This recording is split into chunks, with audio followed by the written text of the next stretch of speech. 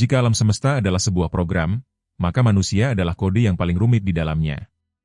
Sebuah sistem biologis yang mampu berpikir, merasakan, dan memiliki kehendak bebas, sebuah anomali dalam hukum alam. Manusia adalah sebuah masterpiece, sebuah mahakarya Tuhan yang agung. Namun, kehadiran manusia di dunia ini sempat dipertanyakan. Malaikat, makhluk yang diciptakan dari cahaya, pernah mengkritik keberadaan manusia. Mereka bertanya, mengapa Tuhan menciptakan makhluk yang akan menumpahkan darah dan membuat kerusakan? Tetapi Tuhan adalah Sang Maha Skenario. Dia menciptakan manusia bukan sebagai mesin yang sempurna, bukan sebagai entitas tanpa kesalahan, tapi sebagai makhluk dengan pilihan. Makhluk yang bisa jatuh, namun juga bisa bangkit kembali. Dalam sistem keberadaan, setiap entitas memiliki mekanisme operasionalnya sendiri. Masing-masing diciptakan dengan komponen yang berbeda, yang menentukan bagaimana mereka berpikir, merasakan, dan bertindak. Malaikat dengan akal dan hati. Mereka seperti program yang sempurna. Selalu taat. Tidak ada kesalahan. Tidak ada pilihan.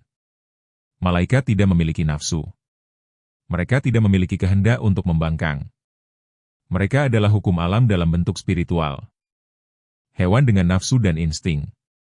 Hewan beroperasi berdasarkan algoritma sederhana. Makan, bertahan hidup, berkembang biak. Tidak ada perhitungan moral. Tidak ada etika. Hanya dorongan naluriah yang memastikan kelangsungan spesiesnya. Iblis dengan akal dan nafsu. Tidak seperti malaikat yang selalu patuh atau hewan yang bertindak tanpa akal, iblis memiliki kecerdasan, tetapi tanpa hati. Mereka mampu berpikir, merencanakan, dan menggoda. Tapi tujuan mereka satu, membuktikan bahwa manusia tidak layak menjadi makhluk pilihan Tuhan. Manusia dengan akal, nafsu, dan hati. Dan disinilah perbedaannya.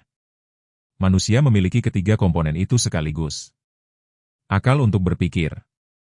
Nafsu untuk mendorong tindakan. Dan hati untuk menentukan arah mana yang harus dipilih. Kita adalah satu-satunya makhluk yang bisa memilih apakah ingin menjadi lebih tinggi dari malaikat, atau lebih rendah dari iblis. Jika manusia adalah sebuah komputer biologis, maka kita memiliki tiga komponen utama dalam sistem operasi kita. Akal sebagai prosesor yang menganalisis data. Akal adalah pusat pemrosesan informasi. Ia bertanggung jawab atas logika, strategi, dan inovasi. Ia yang membuat kita mampu menciptakan teknologi, memahami matematika, dan merancang masa depan. Nafsu sebagai sistem dorongan dan motivasi. Nafsu adalah kekuatan yang mendorong manusia untuk bertindak. Ia bisa berupa keinginan untuk bertahan hidup, ambisi untuk sukses, atau hasrat yang tidak terkendali. Jika akal tanpa nafsu, manusia hanya akan menjadi pemikir pasif.